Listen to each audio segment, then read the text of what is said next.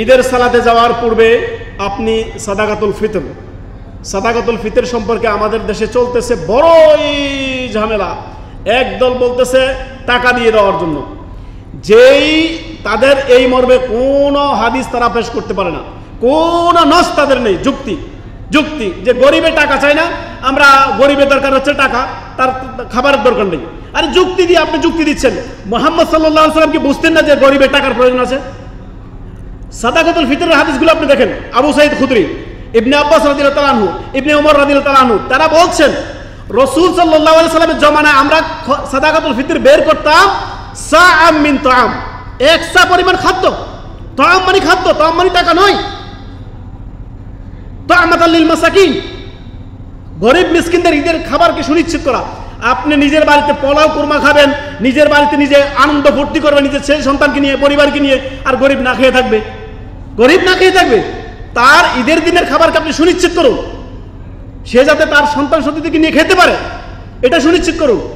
আপনি এত বড় দয়াবান হয়ে গেছেন যে আপনি টাকা দিয়ে ফিতরা দিতে চাচ্ছেন, অথচ মুহাম্মদ সাল্লাল্লাহু আলাইহি সাল্লাম বলছেন সাআম মিন তাআম, এক সা পরিমাণ খাদ্য দ্রব্য দ্বারা হবে।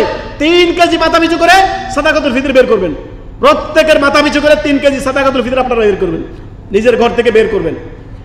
মোল্লা মৌলবীরা যারা ফতোয়া দিচ্ছে যে টাকা দিয়ে ফিতরা দেওয়ার জন্য, তাদের ফিতর তাদের দিকে ফিরে যাবে। এইভাবে ফিতরা আদায় হয় না। দেখেন আল্লাহ তাআলা বলেছেন, কুল ইন কুনতুম তুহিব্বুনাল্লাহা ফাত্তাবিউনি, তোমরা যদি আল্লাহকে ভালোবাসো মুহাম্মদ সাল্লাল্লাহু আলাইহি সাল্লামের আনুগত্য অনুসরণ করো। মা আতাকুমুর রাসূলু ফাখুযুহু ওয়া মা আনহাকুম আনহু ফান্তাহু, যা রাসূল দিয়েছেন তা তোমরা গ্রহণ করো, যা করতে নিষেধ করেছেন ছেড়ে দাও। যত বড় মোল্লাই বলো, রাসূল সাল্লাল্লাহু আলাইহি সাল্লামের সামনে কারোর কথা চলে না, কারোর কথা চলে না। যত বড় মোল্লা মুন্সি হোক, আল্লাহ এবং তার রাসূলের কথার সামনে কারোর কথা 2 পয়সার মূল্য নেই। কি মূল্য আছে? নবী সাল্লাল্লাহু আলাইহি সাল্লাম বলেছেন সাদাকাতুল ফিতর হবে খাদ্য দিয়ে, আমরা সাদাকাতুল ফিতর খাদ্য দিয়ে দিব। আপনি হাদিসে আসছে কিশমিশের কথা, কিশমিশ দিতে পারেন, খেজুর দিতে পারেন, পনির দিতে পারেন, আপনি অন্য যে খাবারগুলো আসছে সেগুলো দিতে পারেন।